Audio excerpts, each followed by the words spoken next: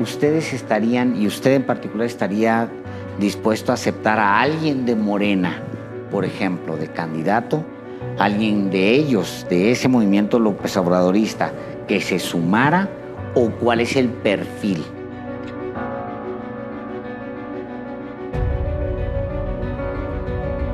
No, no lo veo viable, porque... No es viable. No, no es viable.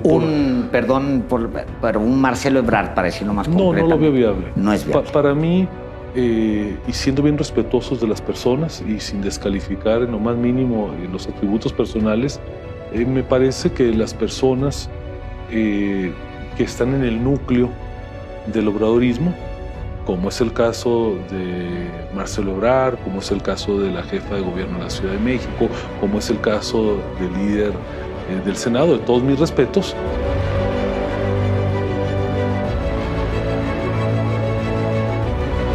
pues evidentemente, conjuntamente con el presidente López Obrador, pues representan el núcleo de una visión.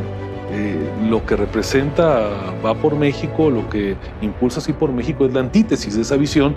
Entonces, pues sería difícil traer al capitán de un corsario para que navegue en la embarcación que va del otro lado. No, lo veo francamente inviable, con todo el respeto que me merecen las personas, pero pues es como si yo les dijera que si se imaginan a Marco Cortés, ¿verdad?, de candidato de Morena, ¿verdad? Pues creo que nadie en su sano juicio lo pensaría.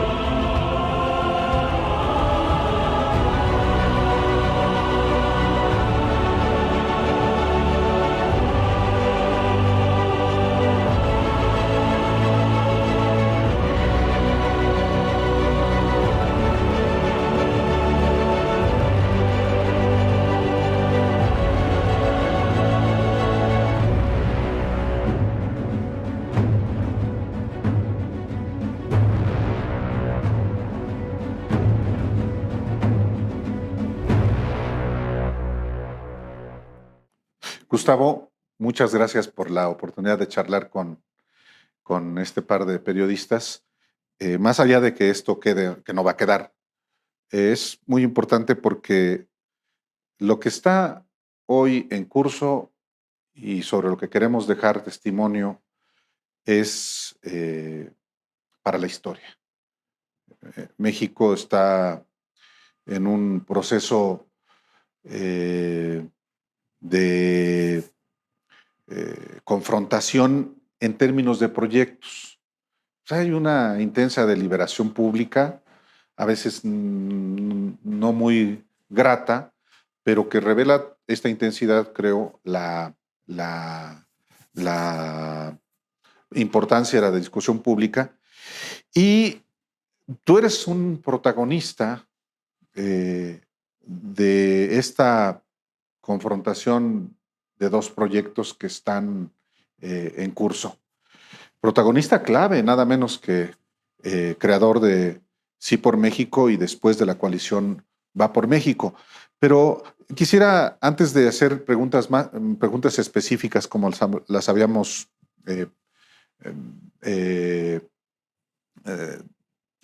anotado, quisiera comenzar con una reflexión sobre lo que tú ves que está ocurriendo en el país en este 2021, después de un proceso electoral como el que hubo, ante un proceso de revocación de mandato, no tan amplio, pero sí, ¿qué está viviendo México hoy en este octubre de 2021 y qué va a seguir viviendo? Sí. Así de manera abierta. Sí, muchas gracias, Álvaro. A ver, creo que tenemos que partir de un entendimiento de que los procesos históricos no son de un mes, no son de un año, sino que son de décadas. A mí me parece que si hablamos hoy de distintos proyectos, un poquito tenemos que dar un paso hacia atrás, abrir, digamos, el análisis y entender que del México contemporáneo, que podemos decirlo así, que empieza con la Constitución de 1917, se traza podríamos decir, un proyecto de país donde más o menos se logró construir cierta uniformidad de visión, y que probablemente este modelo que tuvo su vertiente política a través de un partido cuasi único, un modelo de pseudodemocracia, de dominancia económica del Estado, paulatinamente empezó a tener un agotamiento en sus distintos segmentos. Y esto provocó que en el paso de las décadas hubieran voces en las izquierdas, en los centros y en las derechas que paulatinamente empezaron a retar los paradigmas de la política, de las libertades, de la economía, y que a mi juicio, si tuviéramos que fijar un gran evento que marca un antes y un después, a mi juicio, y aunque es un componente de carácter económico, creo que ningún otro evento ha tenido tal impacto en la transformación del país como fue la apuesta de México por la globalidad, que tuvo su primer paso con la entrada de México al GATT. Ustedes recordarán que hubo un gran debate nacional en la época del presidente de la Madrid, porque algunos entendían la magnitud del paso, que iba a ser mucho más allá de un tema meramente arancelario y que es el antecedente inmediato a lo que ya en el periodo del presidente Salinas fue la celebración del Tratado de Libre Comercio. No lo planteo ahorita como un instrumento de carácter económico. Yo creo que ese punto marca, primero, porque México tiene que abrirse al escrutinio internacional, y segundo, porque empieza a tomar los referentes internacionales y más allá, insisto, del tema arancelario económico, ahí quienes ejercían el poder de manera autocrática empiezan a entender que ese ciclo va cerrándose. Y entonces, con la interacción de las izquierdas, de los centros, de las propias derechas, empieza a retarse todos los paradigmas, y que evidentemente en lo económico tienen un rebalanceo muy importante con el papel que hasta entonces jugaba el gobierno o el Estado y la participación de los privados.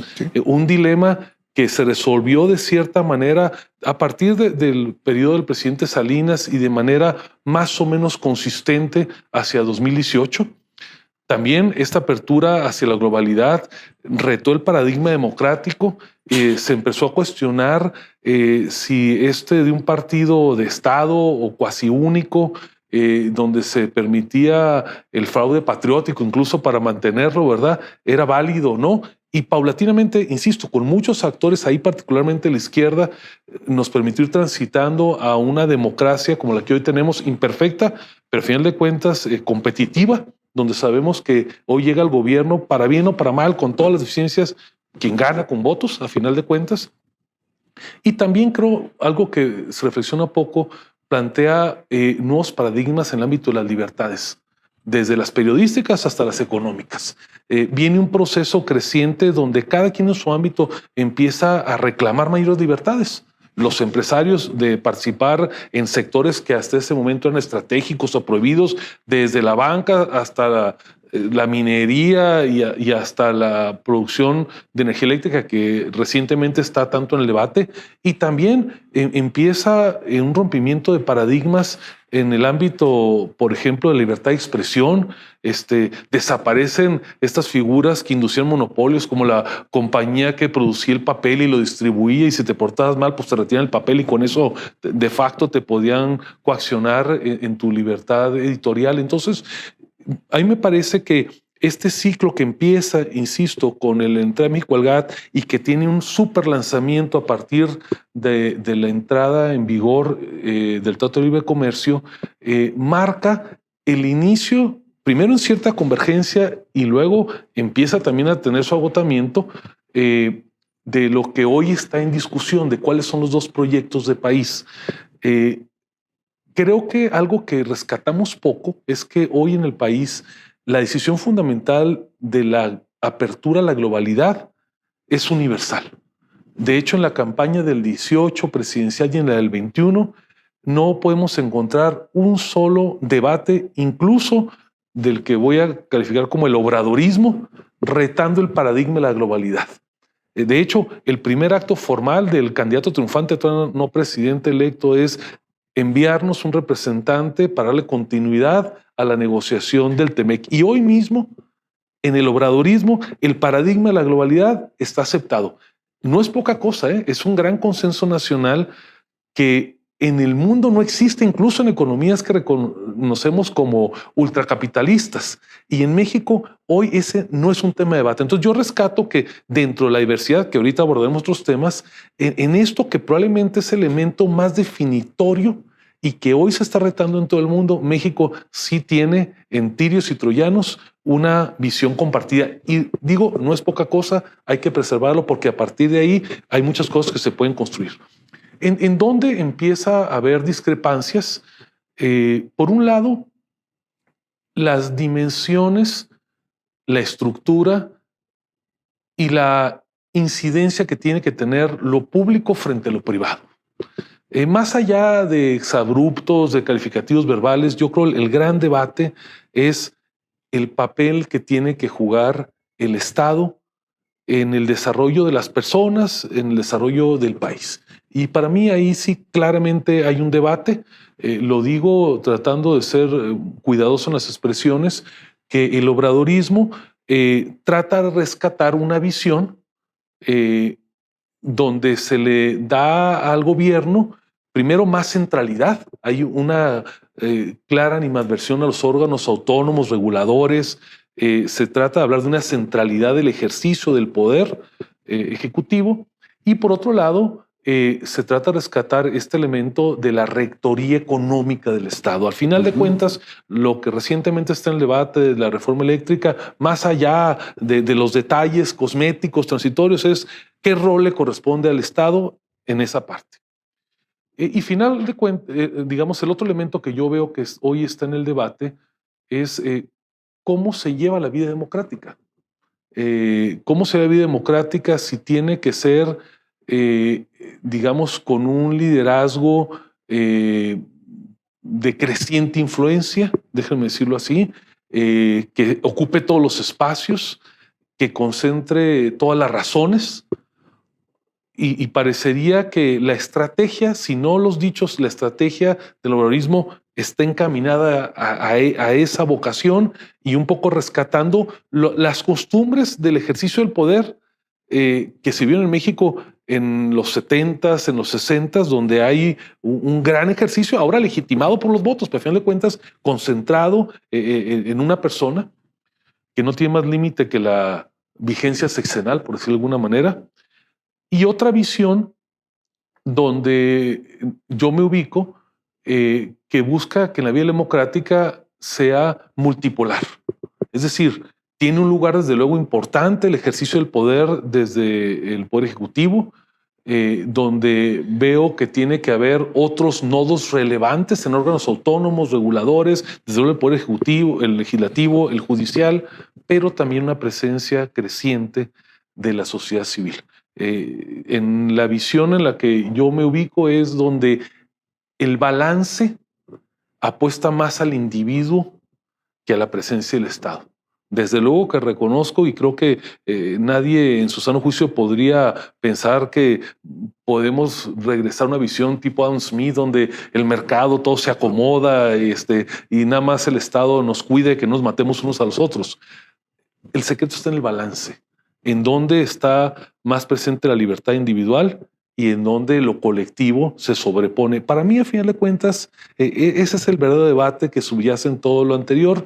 Y termino diciéndoles con esta reflexión inicial que a mí me parece que el reto que tiene el país es poder transitar en la diversidad, poder encontrar puntos de entendimiento entre los antípodas en la visión política, en la visión de las libertades, en la visión económica. Para mí, las visiones maximalistas, maniqueas, donde el de enfrente está totalmente mal y de este lado está toda la razón, o viceversa, pues son retrógradas. Y me parece que los países, y con esto concluyo, que hoy están avanzando, justamente lo están haciendo porque han aprendido a construir entre visiones distintas. Y ahora estamos viendo un ciclo que yo creo que refleja esto, que es el caso de la señora Merkel en Alemania, que pudo gobernar por casi 2 décadas justamente por hacer convivir a los antípodas de la política en Alemania, ¿verdad? Encontrando bandas donde hay matices, donde en largo plazo de repente te mueves más una banda, otra banda, pero que en lo esencial hay consensos básicos de país que permiten que la discusión sea si pones en un programa social 0,5% más del PIB o 0,5% menos, pero hay un acuerdo en lo esencial. A mí me parece que el gran desafío que tiene el país es lograr construir esa visión y entonces marcar los límites del debate. Si todos estamos de acuerdo en lo esencial, es mucho más fácil. Y lo otro que me parece que es esencial, tener un debate con visión de largo plazo.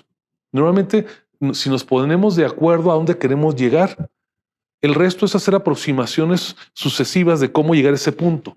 Hoy estamos mucho discutiendo el siguiente paso, pero hay poco debate, lo digo incluyéndonos a nosotros, al obradorismo que está hoy en el poder, sobre, oye, a ver, ¿cómo nos imaginamos en el 2050 el modelo de pensiones en México? ¿Cómo nos imaginamos la situación de la educación en el 2050? ¿Cómo nos imaginamos la infraestructura marítima del país o portuaria? A ver, yo creo que en la medida que podamos llevar el debate en largo plazo, será mucho más sencillo empezar a decir, y para llegar a ese punto, ¿cómo damos el siguiente paso? Eso me parece que nos podría llevar a muchos mayores consensos. Sí hay una diferencia muy importante entre estas dos visiones de país y evidentemente pues se expresan en el discurso. Lo que para algunos el inicio o el acceso de México al GATT y a las reglas de libre comercio plantearía, digamos, el arranque de un nuevo periodo. Para otros se traslada hasta 2018 porque lo anterior fueron un fraude tras fraude y el paso de mano entre el PRI y el PAN hasta llegar a 2018, donde la voluntad popular se impone, que esa es la visión López Obradorista. Y en ese mismo hay prioridades, digamos, marcadas en unos y otros. Algunos creen que las libertades económicas subsanan las libertades democráticas, por ejemplo, que la democracia tiene que ser nada más en las urnas y no en la economía, por ejemplo. Y toda esa visión de Estado que la conocemos, que está además documentada en los libros, que son dos visiones distintas. Ahora, lo que en el hecho inédito que vive México es que ahora mismo hay ya conformados 2 grandes polos que no son menores y que cualquiera de los 2 podría tomar las riendas de la nación y llevarlas hacia algún puerto, el que sea, el que se plantean en la teoría o el que se vaya a desarrollar en la práctica.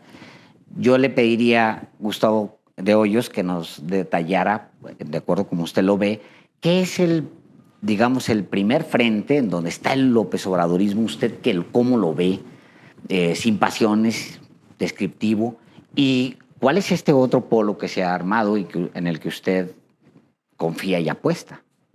Sí, a ver, yo no comparto la idea de que hasta el 2018 hayamos tenido un gobierno electo democráticamente. No hablo de los desempeños. Yo creo que la transición que sea una presidencia con la llegada de Vicente Fox sí nos dio una probada de democracia electoral. Insisto, no hablo de los desempeños. Entonces, no le concedería a este régimen, al actual, la primacía. Seguramente tiene, y creo que está tratando de construir un resultado distinto, y ahí sí me parece que tiene una gran oportunidad. A ver, yo cuando trato de entender el actuar profundo, no el cotidiano del obradorismo, coincido en varias partes del diagnóstico.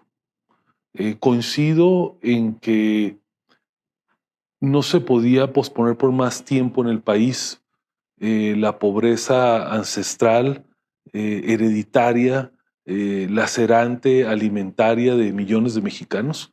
Creo que de los grandes pendientes de los regímenes, pues desde el México contemporáneo completo y probablemente de esta etapa que ahora el presidente llama el periodo neoliberal, es un desentendimiento de la urgencia y de la profundidad de atacar ese problema. Le reconozco al obradorismo un entendimiento de la coexistencia con diferencias crecientes de distintas realidades regionales. De hecho, la marginación regional diferenciada es un factor real, digamos, en el país, y que probablemente hace que a muchos de los que están más cercanos a la causa de Sí por México les cuesta trabajo entender la realidad del México del sureste, en el México del norte, por ejemplo. Hay que rescatarle, y yo creo que en eso tiene valía la presencia cotidiana, bueno, los fines de semana del presidente en distintas regiones del país, entendiendo de primera mano esa realidad. Le concedo sin duda eso. Me parece que podemos coincidir en un entendimiento de lo asfixiante de la corrupción, más que en los niveles de la calle, que desde luego nos molestan, en el policía de la esquina, de la alta corrupción pública. Lo digo alta en el sentido del nivel en el que se da y la magnitud del daño que genera. Y creo que hubo un entendimiento también de lo lacerante de la problemática de la inseguridad que transitó durante el peñismo de ser un problema focalizado a lo mejor en las clases medias altas con los problemas de secuestro, transitó de estar solamente en disputas del crimen organizado y que se volvió un problema social en la parada del camión que le roban la nómina a la trabajadora de una empresa maquiladora, o que con regreso a su casa se llevaron el cilindro de gas. O sea, la democratización del daño, vamos a decirlo así, de la inseguridad, tomó otras dimensiones, y me parece que el presidente, siendo líder social en ese momento, entendió estas 4 características. Yo coincido con ese diagnóstico en cuanto a la gravedad. De hecho, en mi trayectoria de hace algunos años fui un militante de crítico de esas causas. Creo que la manera de abordarla ha sido incorrecta, y en 2 de los casos, sobre todo en la corrupción y en la inseguridad, francamente decepcionante. Francamente decepcionante. Porque no solamente no se ha mejorado las circunstancias, sino con datos duros creo que incluso se ha empeorado. En donde me parece que empiezan las diferencias es en cómo abordar esta problemática. Yo sostengo, soy un convencido de que no es de manera permanente con programas clientelares por un lado como se va a atajar de fondo esta problemática social.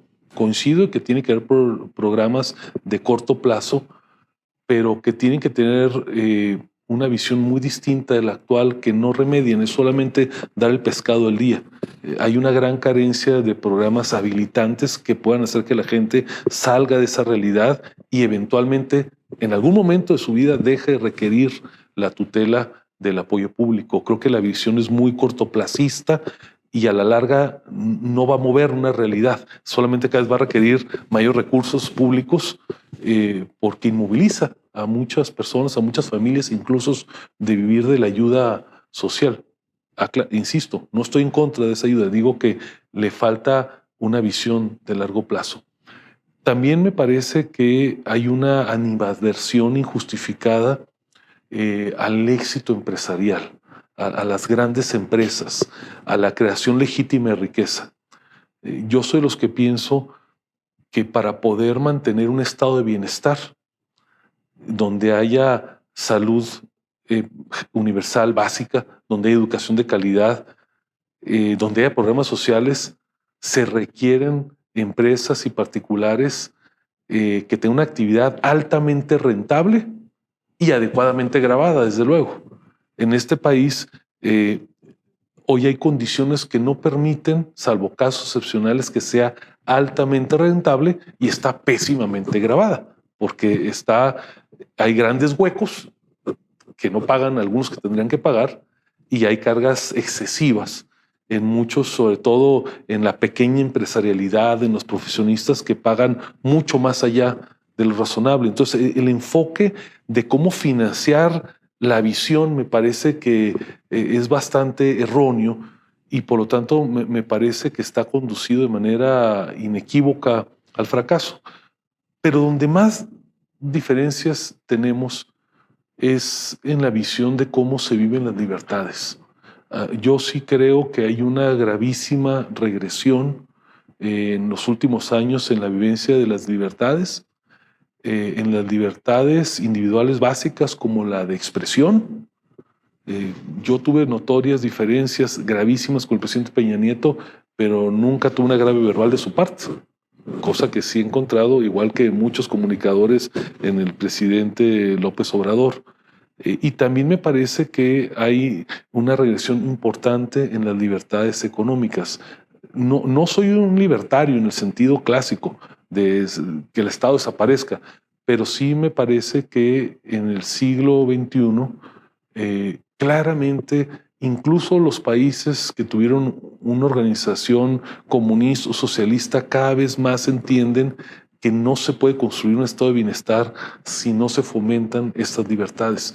Y ahí es donde yo creo que empezamos a tener diferencias, porque eso lleva a la ejecución de política pública. Eso lleva a deconstruir órganos autónomos, a acabar con órganos reguladores, a pensar que el Poder Judicial tiene que tener un poder, una función más de aplicación de la justicia bajo la visión política y no bajo la visión jurídica netamente. Entonces, yo creo que sí hay estas diferencias, sin duda que las hay, Alejandro, pero también me niego a pensar que no podamos construir en la diversidad.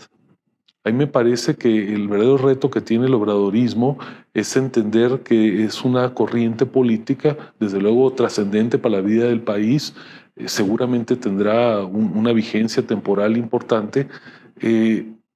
La visión excluyente es la que más me preocupa. Esta visión dicotómica que los que no están en este lado son casi traidores a la patria. Ahora mismo que se ha discutido recientemente la reforma eléctrica, la postura es binaria.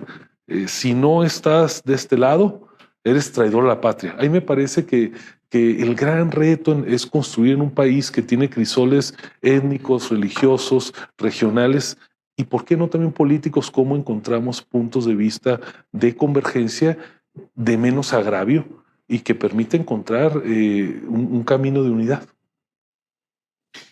En ese sentido, en contraposición, Gustavo, como parte de un proyecto que no solamente se propone ser electoral, que ya rebasó, por lo menos en esta primera etapa, la coalición PRI-PAN-PRD, la parte electoral, sino que se propone también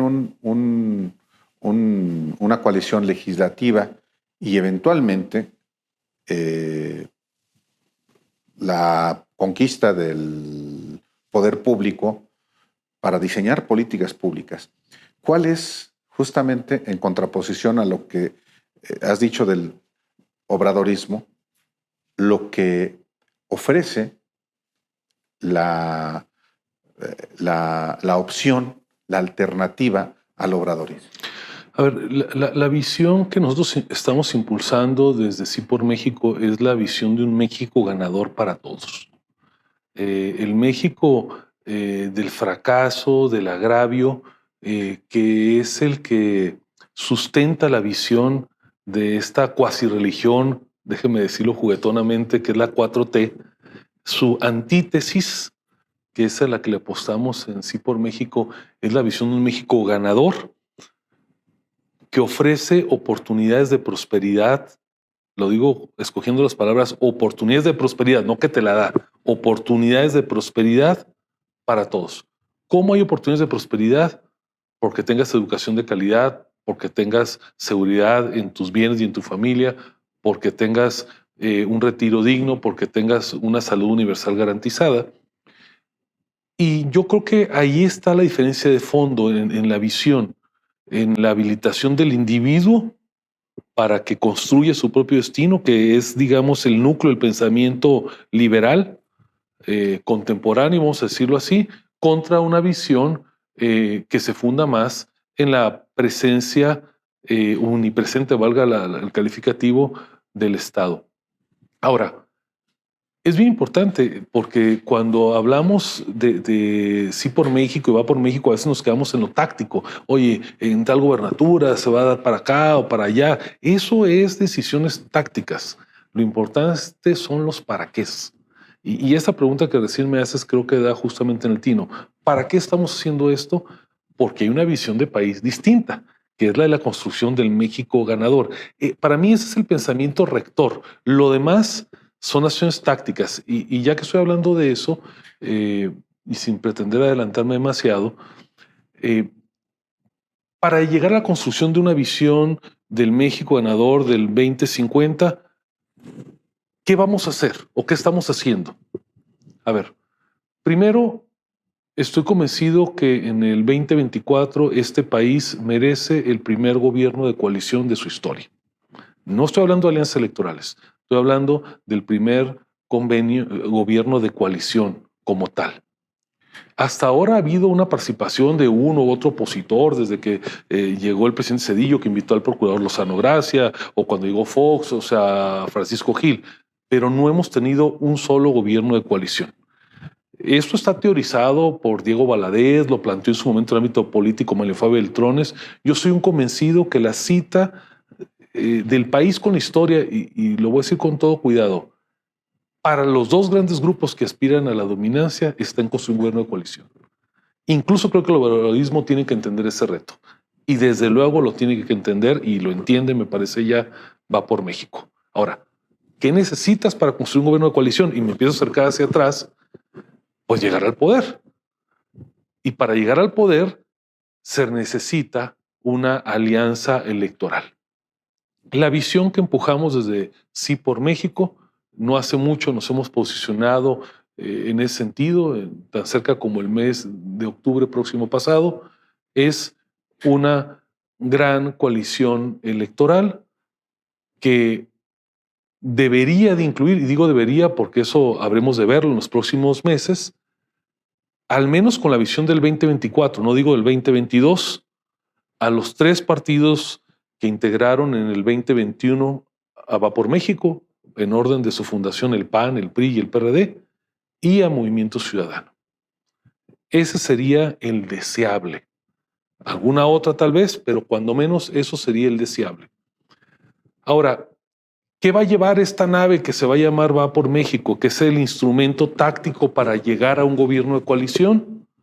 Tiene elementos habilitantes, evidentemente, y uno de ellos, sin duda fundamental, es tener una candidatura presidencial de unidad, debidamente legitimada y oportunamente decidida. Creo que todos podemos coincidir que así tengamos la mejor candidata o candidato de las oposiciones, así cuente con el respaldo de todas las fuerzas que estén acompañando esta coalición.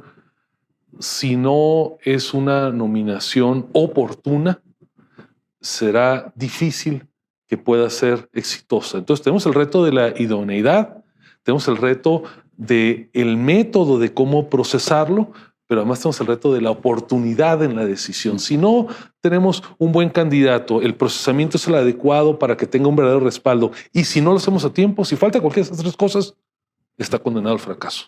Y entonces lo que vamos a tratar de construir en las próximas semanas y meses es justamente este proceso. Es complejo porque México hoy no tiene una legislación en materia de gobiernos de coalición. Entonces, implica, no voy a decir pactos de caballeros, porque esos hoy en día ya no los puede uno decir como tales, de personas, pero sí, porque ya hablar de caballeros únicamente no es correcto hoy. Entonces, pero tenemos que reconocer que hay una gran complejidad, porque a diferencia de lo que pasa en democracias más consolidadas, no tenemos un marco legal que lo conduzca. Lo que se acuerda en una mesa entre los actores políticos rumbo a un gobierno de coalición, pues que es un documento privado con testigos sociales de calidad, garantes de su cumplimiento, pero no es exigible más que en términos, digamos, referenciales, pero no jurídicos ni políticos.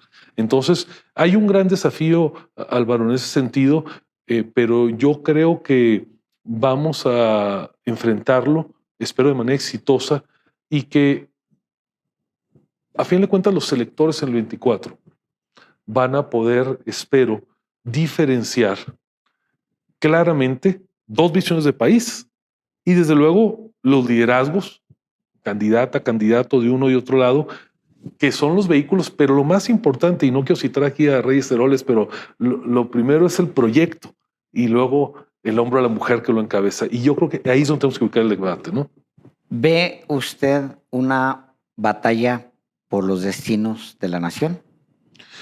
Creo que va a haber una discusión, espero, profunda, racional, respetuosa, inteligente, sobre dos visiones de cómo construir un futuro del país. Y si ahorita con los elementos que tenemos los tuviéramos que sintetizar, yo diría, a ver, está la visión de la 4T que se desmembra de su fundador y que ya trata de ser una visión más allá de su líder fundacional. Y de este lado, la visión del México ganador para todos. Yo creo que el verdadero debate va a tenerse que dar entre esos dos proyectos y desde luego, porque pues, los proyectos los materializan los seres humanos, pues quienes los van a encabezar, ¿verdad? Pero ojalá que tengamos la oportunidad en este país de tenerlos a la vista con suficiente oportunidad para que, oye, a ver, ¿cuál es el proyecto en materia de pensiones de este lado? ¿Y cuál es el proyecto de pensiones de este lado? ¿Cuál es el proyecto en materia de salud universal de este lado? ¿Y cómo lo ven de este lado? ¿Cuál es el proyecto de educación? A lo mejor acá es más escuelas Benito Juárez y acá es bonos educativos. Los dos hablamos de educación, ¿verdad? Ese es el verdadero debate que tenemos que dar en el país y yo creo que si se da de manera inteligente, oportuna, la síntesis más allá del resultado electoral puede ser una visión de país compartida. Usted habla de la urgencia, la necesidad o la posibilidad en el 2024 de un gobierno de coalición que garantizara una transición hacia algo. En ese sentido, ustedes estarían, y usted en particular estaría dispuesto a aceptar a alguien de Morena, por ejemplo, de candidato, alguien de ellos, de ese movimiento López Obradorista, que se sumara, o cuál es el perfil. No lo veo viable, porque... No es viable. No es viable. Perdón, pero un Marcelo Ebrard, para decirlo más concretamente. No lo veo viable. No es viable. Para mí, y siendo bien respetuosos de las personas y sin descalificar en lo más mínimo los atributos personales, me parece que las personas que están en el núcleo del obradorismo, como es el caso de Marcelo Ebrard, como es el caso de la jefa de gobierno de la Ciudad de México, como es el caso del líder del Senado, de todos mis respetos, pues evidentemente conjuntamente con el presidente López Obrador, pues representan el núcleo de una visión. Lo que representa Va por México, lo que impulsa Sí por México es la antítesis de esa visión. Entonces, pues sería difícil traer al capitán de un corsario para que navegue en la embarcación que va del otro lado. No, lo veo francamente inviable, con todo el respeto que me merecen las personas, pero pues es como si yo les dijera que si se imaginan a Marco Cortés, ¿verdad?, de candidato de Morena, ¿verdad? Pues creo que nadie en su sano juicio lo pensaría, pues creo que es exactamente lo mismo, ¿no? Y me veo obligado. ¿Y usted se siente para 2024? A ver, voy a ser muy claro en la respuesta. Yo no estoy trabajando en ese proyecto. Desde hace ya buen tiempo estoy enfocado en la construcción de la visión de país del México ganador y en la visión de impulsar un gobierno de coalición. Lo que sí creo, lo digo categóricamente, Alejandro, que en el proyecto de Sí por México caben los políticos profesionales, que los necesitamos, y los hay buenos como los hay malos en todos los partidos. Y creo que también debe haber un espacio para las candidaturas externas. Me parecería muy mezquino decir, para la mía. Yo lo que creo es que cuando se esté acercando el momento de tomar esta decisión, pasar la elección del 22, que es donde yo veo un punto claro, porque va a permitir esta elección hacer un rebalanceo de fuerzas de las oposiciones, del obradorismo, del peso específico, incluso los partidos que participamos, de los que participamos en la coalición, partidarios y ciudadanos.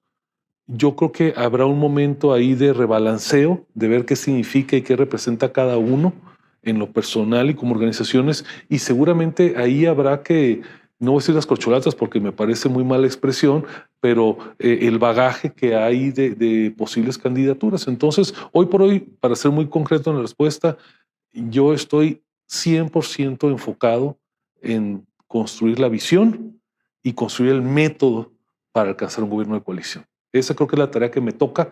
El estar fuera de la estructura partidaria, el no ser militante, da ciertas libertades, lo voy a decir cuidadosamente, de amigable componedor, de árbitro.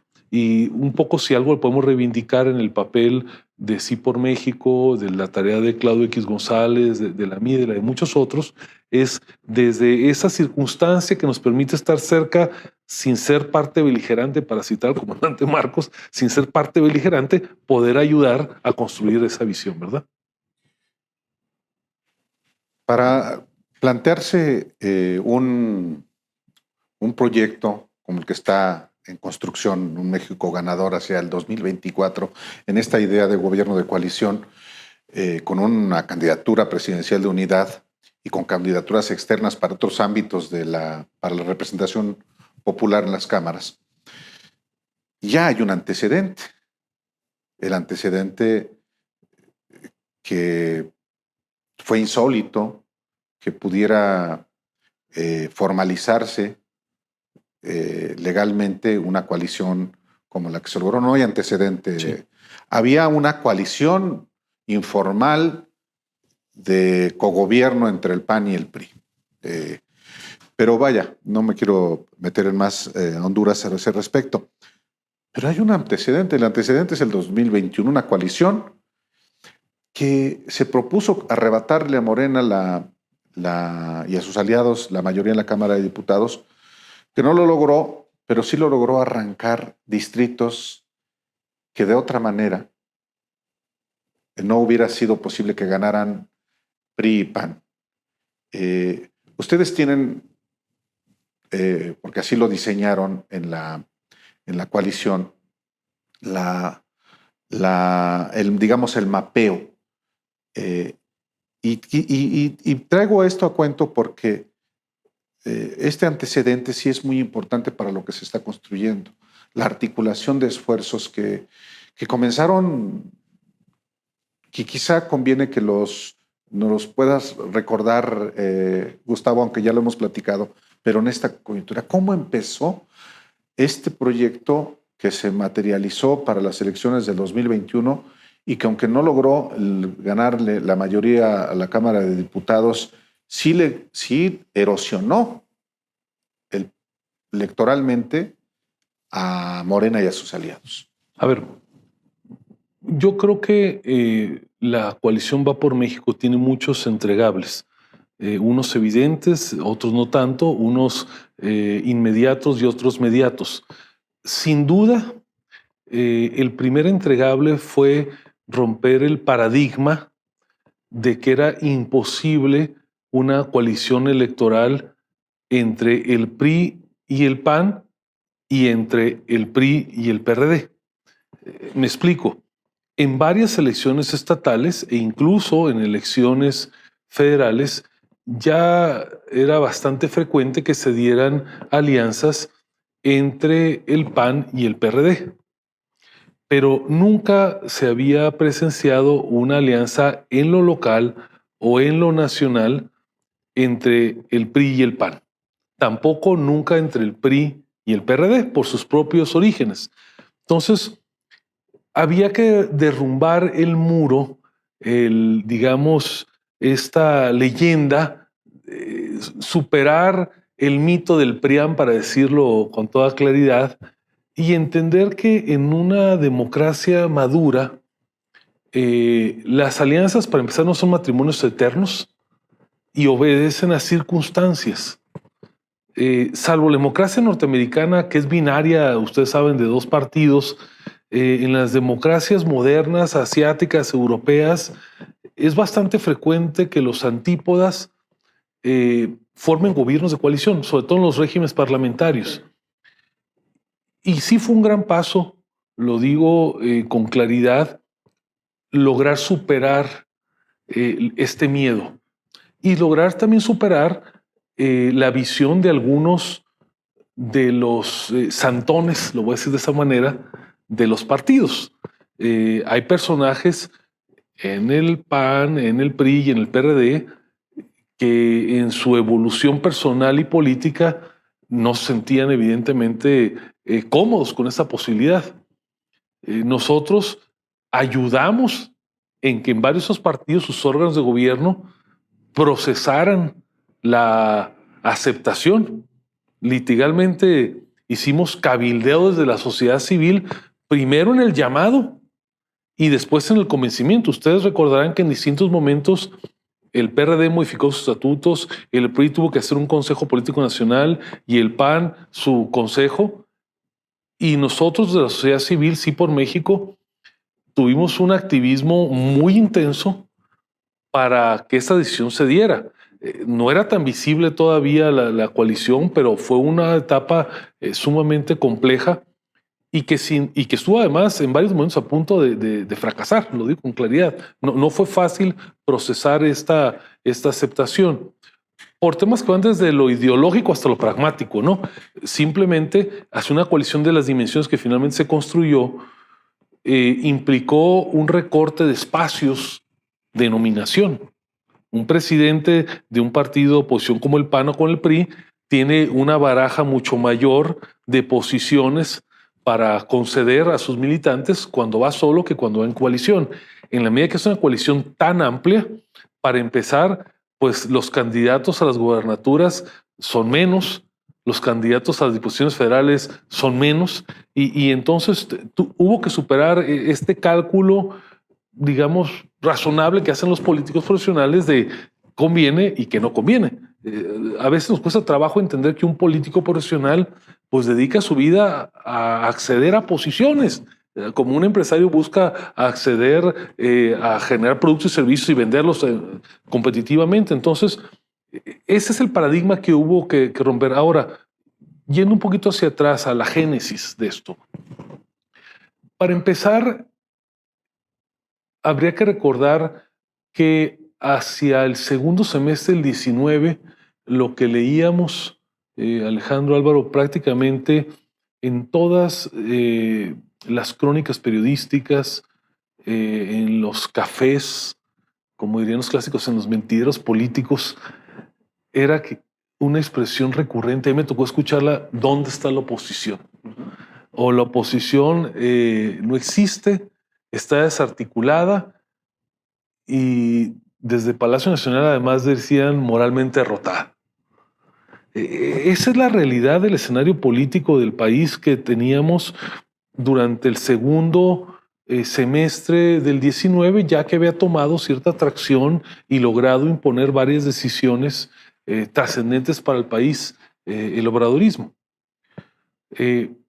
Había cierta desesperanza, puedo decirlo también, como un cierto sentido de la inevitabilidad de que ganara todas las posiciones el obradorismo.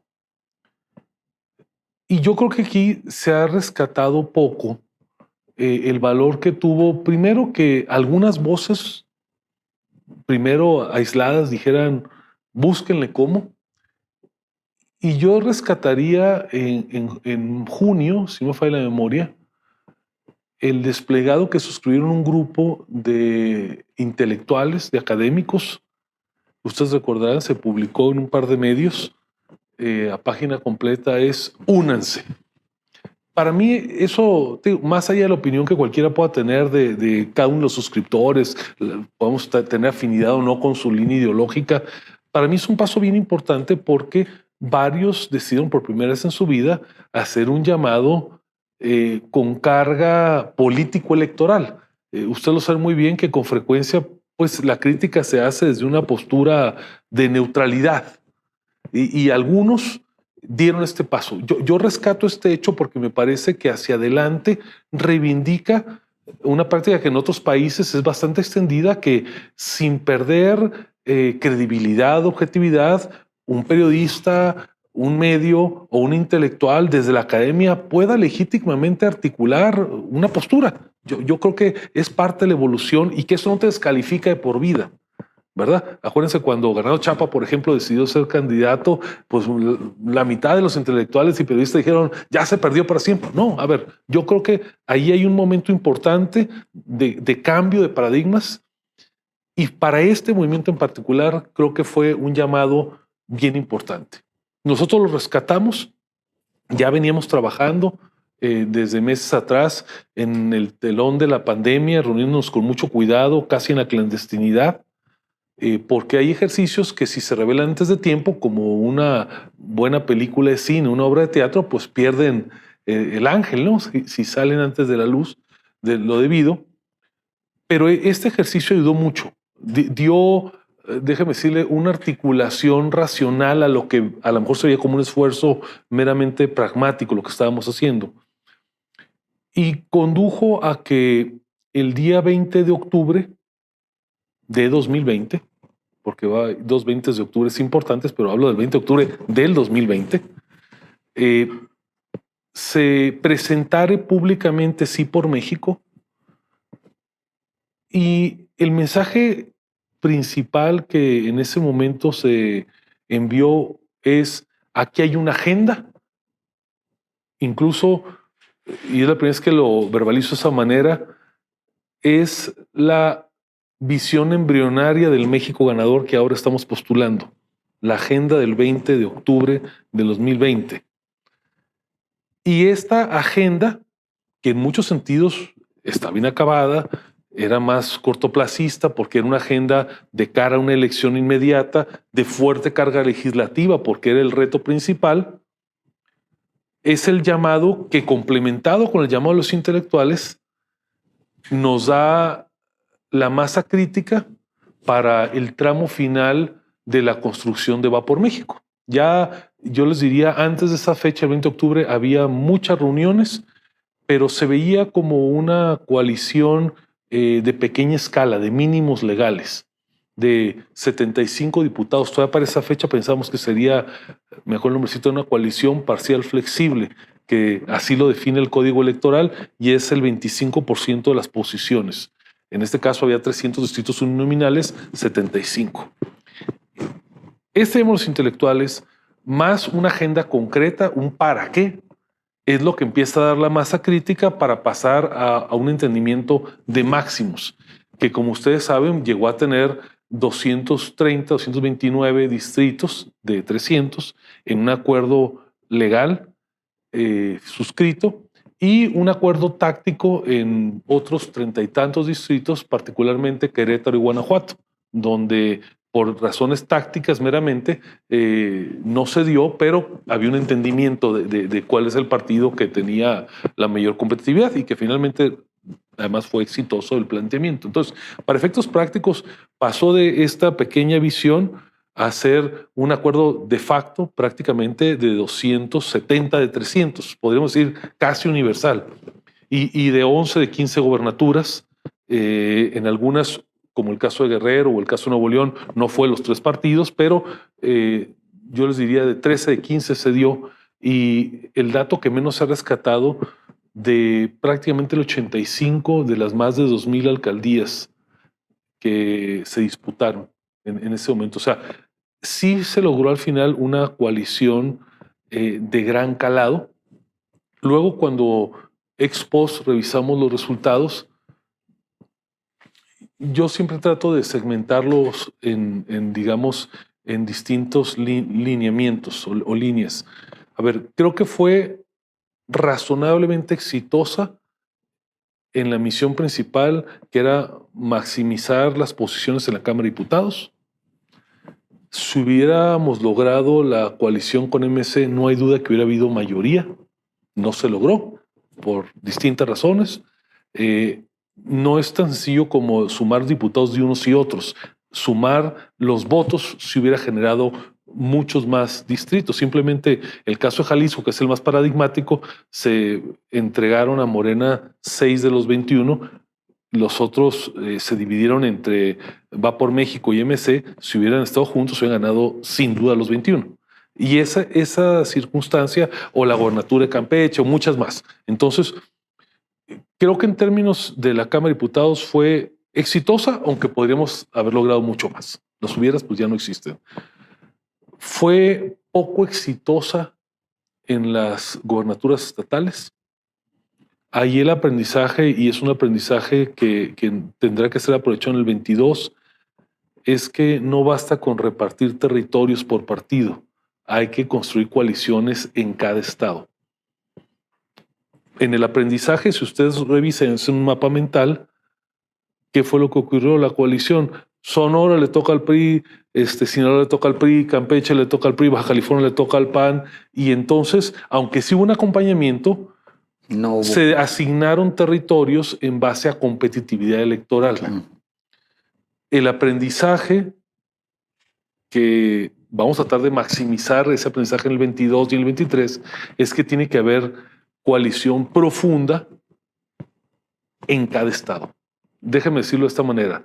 Tiene que haber un experimento de gobierno de coalición, donde correcto, en cada estado sepamos que independientemente de que en Aguascalientes encabece la coalición, si es que se da el PAN, los partidos de la coalición tienen algo que rescatar ahí también, y no simplemente ceder el territorio porque es un territorio hoy gobernado por el PAN. Eso creo yo que va a ser la gran diferencia, producto del aprendizaje de la coalición del 21 en el ámbito estatal hace 22 y 23. Tercero, muy exitosa la coalición en los gobiernos municipales. Muy exitosa. Si nosotros tomamos las 39 ciudades que concentran a nivel nacional el 25% de la población del país. Otra vez, 39 ciudades donde se concentra el 25% de toda la población del país, en 28 ganó la coalición.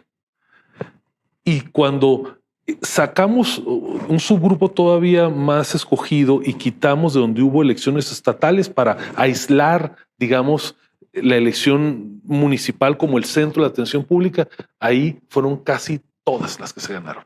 Entonces, ¿por qué destaco esto aunque sean gobiernos municipales? Primero, porque algunas son ciudades bastante grandes, de más de 1 millón de habitantes, pero además porque establece para la coalición, voy a usar términos futbolísticos, una cantera de futuro, de alcaldes que, si hacen bien las cosas, tienen una buena posibilidad de tener, ¿cómo se dice?, un futuro competitivo a nivel electoral estatal. Y de hecho, déjenme decirles, y creo que no traiciono ninguna confidencia al decirlo, el PAN ha organizado ya de meses atrás procesos de formación donde los ponentes son Mauricio Curi, la hoy gobernadora de Chihuahua, la alcaldesa que recién concluyó en Aguascalientes, y otros que han tenido un desempeño como ediles exitoso y que eso los ha llevado a ser gobernadores. Yo creo que ese es el ejemplo que debe seguir la coalición, que por cierto también está siguiendo Morena en algunos lados, como el caso de mi estado de Baja California, con una candidatura exitosa de la que era alcaldesa de Morena. Y creo que esa es una buena noticia, mucho para la coalición Va por México, pero en general para el país. A ver, tenemos que reivindicar que los buenos alcaldes y alcaldesas transiten un proceso natural a ser, esperemos, buenos gobernadores y gobernadoras. Pero particularmente para este lado hay una cantera muy, muy atractiva. Finalmente, hay un éxito superlativo, yo diría incluso sorprendente para nosotros, en el caso de la Ciudad de México, que, como ustedes saben, pues rompió, no sé decir el maleficio o el encanto o qué, pero ciertamente las oposiciones tienen una postura poco competitiva antes de la elección, y de cara a las elecciones que ganaron los candidatos de la coalición y las candidatas, que es el territorio pues más importante en términos del padrón electoral, en términos de ser el epicentro de la vida pública del país y también la génesis del movimiento obradorista, bueno, aunque él está vasqueño, pero digamos ya la consolidación, pues es muy interesante que se dé esta, y no me voy más allá, competitividad electoral que hasta antes de esta elección, pues prácticamente se da por descontado cuál sería el resultado que sigue. Hoy realmente nadie puede asegurar categóricamente qué partido va a gobernar la Ciudad de México a partir del 24. Hay una posibilidad real, dependerá de los aciertos y de los errores de quienes hacen gobierno y de quienes hacen política, pero nos pone en esas circunstancias. Entonces, visto un poquito así a 30,000 pies, yo creo que la coalición tuvo sus logros, sus fracasos, pero lo que es indudable que sí abre una nueva época en la política nacional. Y ahí lo digo incluso más allá de los actores del momento, estos dos bloques. O sea, nunca más en este país, Alejandro Álvaro, nunca más en este país aliarte con un partido en determinado momento histórico puede implicar traicionar tus orígenes o la génesis. A ver, yo no veo una posibilidad en el corto plazo, lo dije hace un momento, de un político de Morena transitando sobre todo a una candidatura presidencial. Si me decían la pregunta, oye, en 2030, pues a lo mejor sí, ¿verdad? De aquí para allá o de allá para acá. O sea, lo importante, y por eso muy al principio decía, en una visión de largo aliento es qué provoca esto. Y yo lo que creo es que sí nos va a conducir a gobiernos de coalición. Por eso mismo el reto es encontrar en estas dos visiones, la cuasi religión o pseudo religión, que es la 4T, y la visión de México ganador, puntos de convergencia, porque si tú marcas con toda claridad dónde son esas bandas, la posibilidad de encontrar coaliciones que son cambiantes, porque no son matrimonios hereditarios, se va dando en el devenir de los tiempos, ¿no? Es muy importante la evaluación que haces sobre la experiencia de esta coalición para el 2021 y la manera en cómo se gestó. Ahora, que sirve mucho para lo que viene.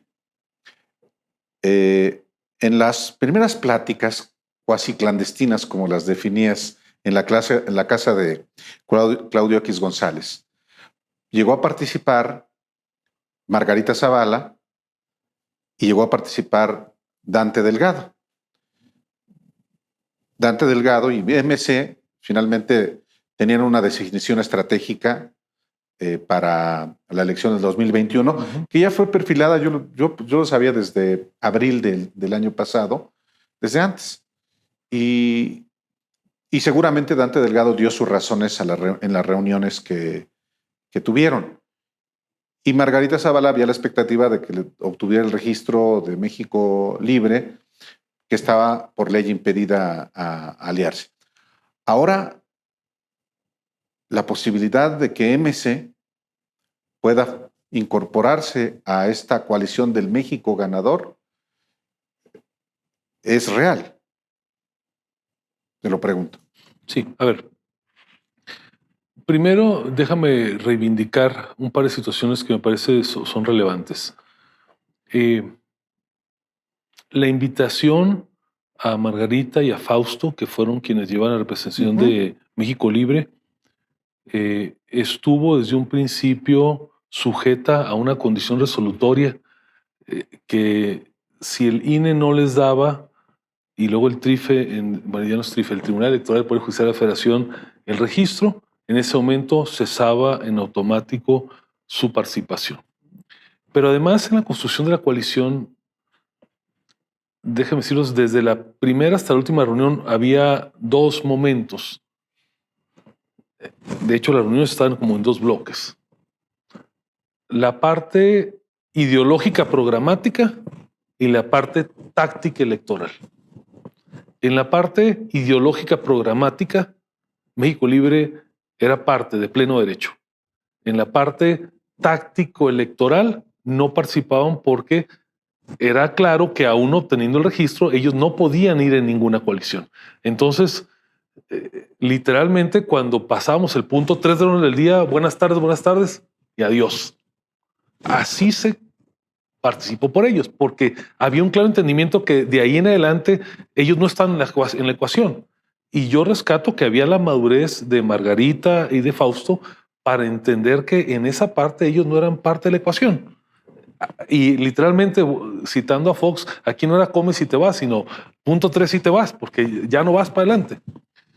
Cuando ya hubo definitividad de la resolución del tribunal en cuanto a la no concesión del registro, ese día dejaron de ser invitados.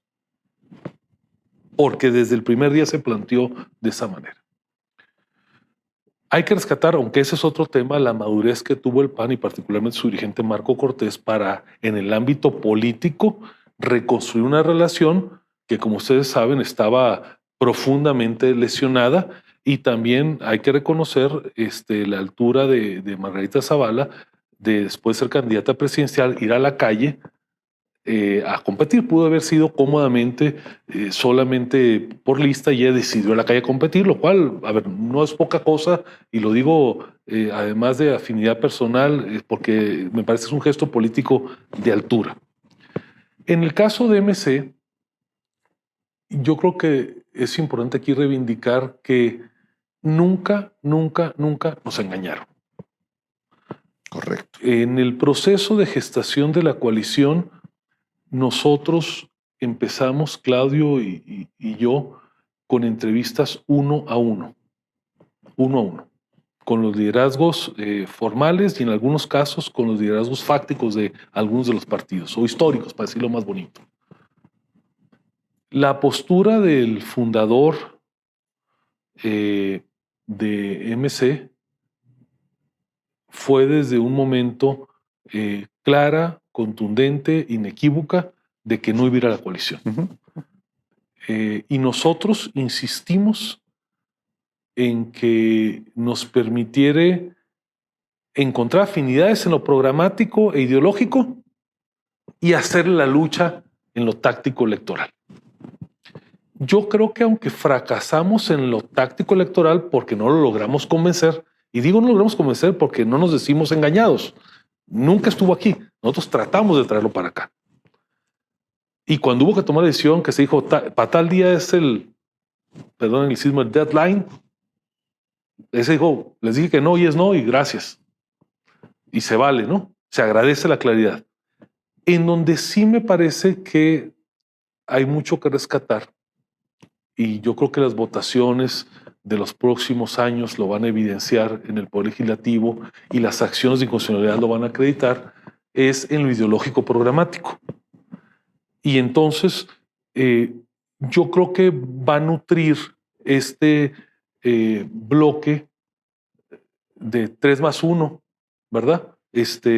O va por México más MC, y que no es sencillo, obviamente, porque pues, en lo cotidiano hay competencia electoral. MC, además, no revelo ningún secreto, ya recientemente, desde el mes de septiembre pasado, en sus órganos de gobierno ha definido que no irá en ninguna coalición en 2022 con Va por México, incluida la elección extraordinaria en Jalisco y la elección extraordinaria de la senaduría que va vacante en Nayarit. Entonces hay una definición clara, estratégica, hasta ahí. Yo por eso hace un rato decía que en la visión de construir la coalición electoral es una visión que incluye MC, pero lo incluye si lo conseguimos a partir del 23, no en el 22. En eso hay total claridad, no estamos esperando otra cosa, ni hay ninguna otra oferta puesta en la mesa. Entonces, es un proceso dialéctico que se va a ir construyendo paulatinamente. Y sin embargo, sí cambian las condiciones, pienso, hasta en el 2023. En el 2023 hay elecciones de 2 gobernadores, el Estado de México y Coahuila. Quizá el más complejo sea el Estado de México, a pesar de los enormes triunfos que tuvo también la coalición en el área metropolitana, y la capital, nada menos, de Toluca. Pero las condiciones serán diferentes para que MC pudiera incorporarse hacia 2024. A ver, voy a dar una opinión personal que en esta no reflejo necesariamente la visión de todos los participantes en la mesa. Sí. Es más una apreciación personal que una, digamos, un diseño del grupo. Yo estoy convencido que MC no va a estar en ninguna candidatura en coalición el 22. Asumo que los 3 partidos de Va por México estarán en una buena parte de las del 22, y digo una buena parte porque no necesariamente el mejor arreglo político sea ir en todo.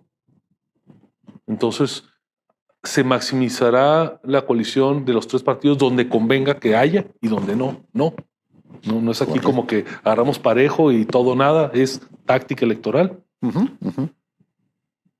Y aquí empiezo con mi opinión. Sin lugar a dudas, después de que pase la elección del 22, habrá un rebalanceo de cómo nos fue.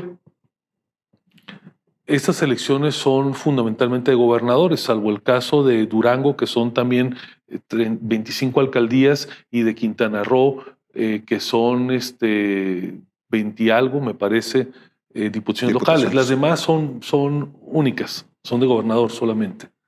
Y entonces, pues va a dar cierta facilidad de incorporar a la matriz de representatividad electoral estos. Y seguramente, a ver, pues no los acuerdos en esas mesas no son somos amigos y nos agarramos de la mano y todos igualitos. A ver, pues es como en las cartas, ¿no? ¿Qué juego tienes? Y eso es lo que te permite jugar, ¿verdad? Va a ser muy claro el corte de caja que se va a poder hacer en junio del 22, y seguramente, Álvaro, en ese momento MC particularmente tendrá los elementos suficientes para plantear bajo qué condiciones podría o no podría participar. Idealmente sería deseable que haya condiciones, hasta ahí lo dejo, para que en el 23 haya una práctica, vamos a decirlo así, porque sobre todo el Estado de México, por su dimensión del padrón electoral, es bien importante, ¿no? Y siempre ha sido pues un poco la antesala. Todos los partidos son competitivos ahí. O sea, Morena tiene candidaturas competitivas, el PRI, con partido de gobierno, hoy tiene las suyas, el PAN tiene las suyas, MC tiene por ahí también una propuesta que acompañada puede ser competitiva, y entonces evidentemente hay un hito ahí que va a marcar. Ahora, pongo un elemento más provocativo en la mesa. A ver. ¿No sería descabellado pensar en la posibilidad deseable, aunque sumamente compleja de construir, que para enero del 23 pudiera procesarse de manera conjunta una candidatura presidencial de unidad, una candidatura a la Ciudad de México de unidad y una candidatura al Gobierno de México de unidad del Estado de México? Para entonces. Enero del 23. Por eso, porque eso permitiría poner en la ecuación 3 posiciones de bastante importancia, y entonces generar mayor margen de negociación. A ver, no digo que sea indispensable, digo que hay una ventana de oportunidad, y si hubiera la capacidad de construcción acelerada, eso permitiría pues encontrar un arreglo institucional adecuado, ¿no? Es que por eso, qué justamente... frustración, perdón, un corchete, qué frustración no poderlo soltar de aquí a... pero está muy bien. A ver. Por eso decías al principio que esta candidatura presidencial de unidad oportuna. Claro. No solamente la idoneidad y el procesamiento adecuado, sino la oportunidad. Yo me quedé con esa palabra oportuna porque, en efecto, no van a estar eligiendo a cuarto para el ratito. Esa es una fecha muy importante, lo que tú señalas. Porque tiene que enero de 2023. Sí, es que sabes que si no es enero de 2023, ya no entra en la ecuación el Estado de México. O sea, el candidato del Estado de México tiene que estar en enero, porque la elección es en junio. Exacto. Así es. Entonces, las estrellas coinciden en enero para que sea de 3 la decisión. Si no, es de 2. Es 1 año y 2 meses. No, por eso, a ver, no estamos lejos. Ya. Lo que te quiero decir, pero si no se resuelve en enero, entonces podría ser en abril o en mayo o en junio incluso, pero ya no está en la ecuación el Estado de México. Y piensen ustedes así nada más, ¿qué tipo de arreglos puede ser? ¿A cambio de qué yo me quito de acá? ¿Verdad? Pues, a ver. Y ahí entra Coahuila también. Coahuila creo que está muy claro que hay un partido que tiene Sí. la primordialidad. Yo no no esperaría algo distinto de que el PRI encabece, como no esperaría nada distinto en Aguascalientes de que el PAN encabece. La diferencia sustancial, déjame decirlo así, de el Estado de México y de la Ciudad de México, primero es la dimensión, ¿no? O sea, la dimensión es no la presidencia, pero con todo respeto, no es igual que Coahuila, ¿no? O sea, Sí, sí. hay una dimensión. Pero además, a ver, y no voy a hacer ningún destape aquí, pero hay perfiles de los distintos partidos para las 3 posiciones. Entonces, habría, si hay capacidad de procesamiento, capacidad política de negociación y si hay oportunidad, una gran probabilidad de éxito, ¿verdad? Entonces, No, excelente. ahora, si no se logra, no se acabó el mundo. A ver, pues esto es dinámico al siguiente reto, ¿no? Sí pasa la unidad de la coalición Va por México por el éxito en el procesamiento del Estado de México, aunque no vengan las otras. Ustedes bien lo saben, hay perfiles de distintos partidos que tienen una aspiración legítima. Es, digamos, la gubernatura más importante del país en razón de su dimensión y evidentemente el procesamiento adecuado pues no es un tema menor, ¿verdad? Para ir cerrando, porque creo que ya nos pasamos un poquito, pero para ir cerrando. A mediados de 2019 los intelectuales les dicen, únanse. Es un reto público, aunque seguramente Armen ya había conversaciones. un bloque opositor. Se arma por primera vez Sí. lo del bloque opositor, lo firman. No me acuerdo quién redacta, pero lo firma y lo Fue firman. el 15 de julio, fue de julio de 2020. De julio. 15 de julio. Bueno, Sí.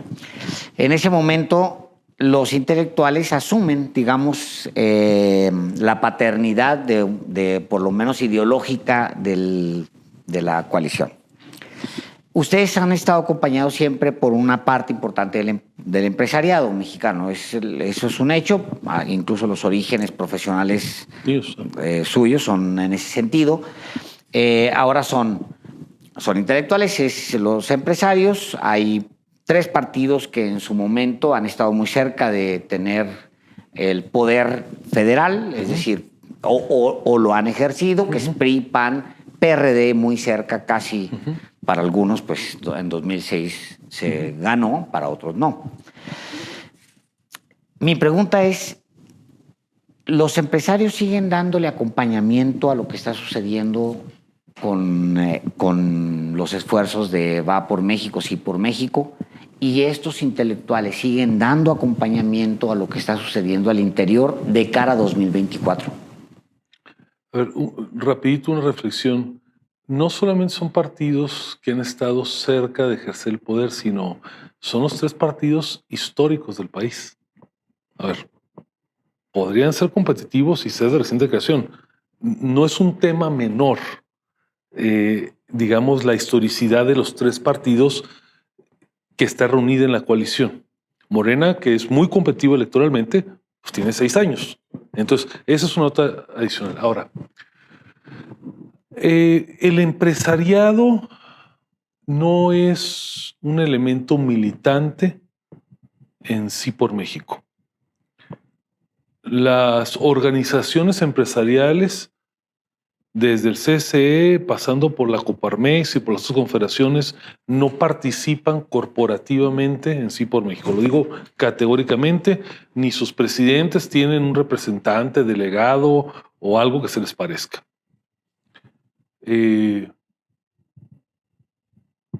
Desde luego que en Sí por México hay 2 perfiles, que es el de Claudio y el mío, pues que tenemos una extracción clara, ¿verdad?, de ese perfil o ese sector. Pero, a ver, a mí me parece que es sano que las organizaciones, particularmente empresariales, estén donde les corresponde estar. Yo creo que, por ejemplo, tienen que haber una gran batalla en temas que son fundamentales para la competitividad empresarial, como lo es el tema energético. Y tienen que ser frontales, claras, defender con todas sus fuerzas los intereses legítimos del sector que representan. Para eso existen. Sí creo que las organizaciones empresariales e incluso las grandes empresas públicas, particularmente las que no son de un dueño único, una familia, tienen que mantener neutralidad electoral. No quiere decir que a título personal un empresario no simpatice con Gustavo, con Claudio, y a título personal pueda hacer una aportación. Eso desde luego está en el mismo derecho que cualquier otra persona. Pero en una visión, digamos, de madurez democrática, yo creo que no le conviene al país tener un partido empresarial o cuasi empresarial. Por eso cuando a veces se cuestiona mucho, por ejemplo, el tema del financiamiento público de los partidos, yo normalmente no acompaño esa crítica. Yo digo que está bien que haya financiamiento público. Se tienen que tener mejores mecanismos de fiscalización para que no acaben las cuentas de un dirigente. Pero eso evita la tentación de que haya un partido financiado mayoritariamente por los mismos empresarios, como si hay en otros países donde el marco legal lo permite, ¿no? Yo aquí le abono en eso sí, por ejemplo, y es una opinión que no necesariamente coincide con mis colegas en el sector privado, yo sí creo en la primacía del financiamiento público, la organización pública, porque es un tema, el acceso al poder sí es un tema que requiere rectoría económica del Estado. La rectoría política del Estado, no económica. ¿Verdad? Y el caso de los intelectuales, Gustavo, era la pregunta que también formulaba Alejandro, este acompañamiento, este sustento para justamente generar la coalición, ellos claramente lo plantearon. Sí. Un bloque opositor, es la expresión que utilizaron. ¿Ha seguido habiendo esta articulación con varios de ellos? No de manera grupal, sí de manera individual. Lo digo claramente, yo tengo la fortuna de tener una interacción bastante cotidiana y en algunos casos una cercana amistad con varios de ellos. Celebro que tanto académicos como intelectuales y periodistas incluso, trato de hacer como subgrupos, ¿no? Porque ya ves que luego no hay divisiones, el que a veces da una cátedra por acá, escribe una columna por allá, entonces no necesariamente son así tajantes las divisiones, pero a ver, en la circunstancia de tolerancia que debemos de vivir en este siglo, yo creo que es perfectamente válido que en la academia, en la investigación, en el periodismo, un profesional de cualquiera de estas actividades tenga posturas. A ver, mantenerse, digamos, en una neutralidad bizantina que no opina, que no incluso puede llamar a tomar posturas, me parece que es muy timorato hoy en día. Y además, yo creo que el debate, incluso de los intelectuales, de los periodistas, teniendo posturas encontradas, respetuosas, ayuda a los que no estamos en esa cancha a formar opinión. O sea, a mí me encanta en un diario encontrar una postura del señor que respeto A y del señor con el que disiento B y que opinan del mismo tema en sentido contrario, ¿verdad? Porque eso es lo que te permite una síntesis de un pensamiento mucho más elaborado. Entonces, sí me parece que es algo que hay que, digamos, fomentar. Por ejemplo, hay mucha gente de la que está cerca de por México que cuestiona a los intelectuales que están cercanos al obradorismo. ¿Cómo es posible? Yo, enhorabuena.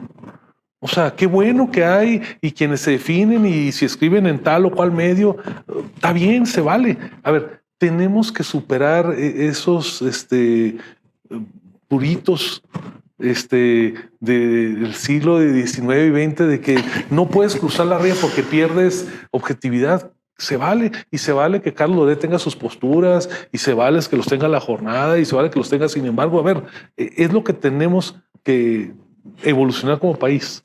Enrique Krause y Héctor Aguilar Camín no es un secreto, es público, encabezan grupos culturales, son Sí, los dos grupos. En específico, ¿con ellos son tu amistad? Sí, los cuento los dos como amigos, a muchos otros afortunadamente, pero también a ellos. Y yo creo que tanto Enrique como Héctor, que no son iguales, por cierto, ni son tan cercanos entre ellos tampoco, pues representan, primero, obviamente, como escritores, como historiadores, como analistas, pues una parte importante, afortunadamente no única, de grupos de pensamiento. Y bueno, han tenido, además, ya por varios años, y para fortuna creo yo del país,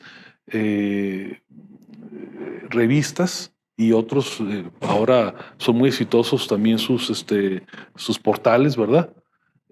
Pues donde es un depositorio de la visión de personas que piensan de cierta manera. Además, yo celebro que paulatinamente en ambos casos, digamos, encontremos incluso posturas que no están necesariamente en lo que años atrás veíamos en uno y en otro lado. O sea, ahora puedes encontrar posturas mucho más, de repente, de centro derecha en todos los portales de Nexos, y demás de centro izquierda en lo de letras libres. Y qué bueno. O sea, yo creo que también esto nos ha hecho mucho más tolerantes, ¿no? Ya las diferencias, si tú agarras así los últimos, a lo mejor 50 notas o artículos, no necesariamente puedes decir esta tiene que estar acá y esta tiene que estar acá. Las podrías cambiar de portal y podrían transitar perfectamente. Oye, y enhorabuena, ¿no? Que todo esto de la digitalización, la competencia, nos ha Sí. obligado a todos a ser mucho más plurales, ¿no? ¿Con qué concluimos? Algo que tú quieras enfatizar, Gustavo. De nuestra parte, creo que hemos obtenido el objetivo que buscábamos, que era hacer justamente esta historia, porque finalmente es parte de la historia, y la parte que viene, que por supuesto, con toda la confianza, vamos a resguardarlo con ganas, sin embargo, de detonarlo, ¿no? Pero quisiera, ojalá que, pues, tu Concluir conclusión a al ver, respecto. estoy absolutamente convencido que en el 2024 el obradorismo va a dejar de ser la corriente política en el gobierno.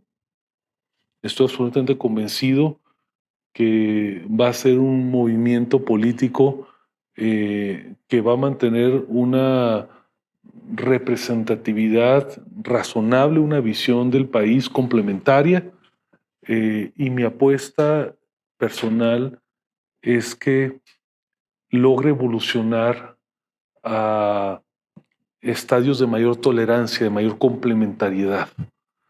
Yo creo que si el obradorismo logra tener esta evolución que le haga entender una coexistencia, y creo que el ser gobierno lo va a llevar tarde que temprano a eso, con otras visiones, va a ser digamos, un elemento de aportación de futuro muy importante para el país. Yo no soy los que aspire a que desaparezca Morena, la 4T como visión o como religión. Lo que creo que el desafío y lo que más bien le hace al país y al propio movimiento que vio nacer con López Obrador es que tengamos el 24 una alternancia, porque el ser oposición post-gobierno creo que le va a dar un entendimiento muy diferente, así como el PAN post-gobierno no es el mismo PAN que antes de estar gobierno, nutre, ¿no? Hay un entendimiento distinto. Entonces, mi apuesta es que va por México, espero con la participación de MC, va a ser la formación plural política que va a encabezar el primer gobierno de coalición de la historia de este país. No vendrá de ganar, va por México con ánimos de revanchismo, de cobrarse agravios. Al menos no lo veo, y espero que a quien les toque ejercer el liderazgo tengan una mayor altura de miras. Desde luego que en cualquier gobierno hay personajes que actúan muy bien, razonable, mal y muy mal. Y bueno, pues creo que a nadie habrá que darles, digamos, salvoconductos plenarios, ¿no?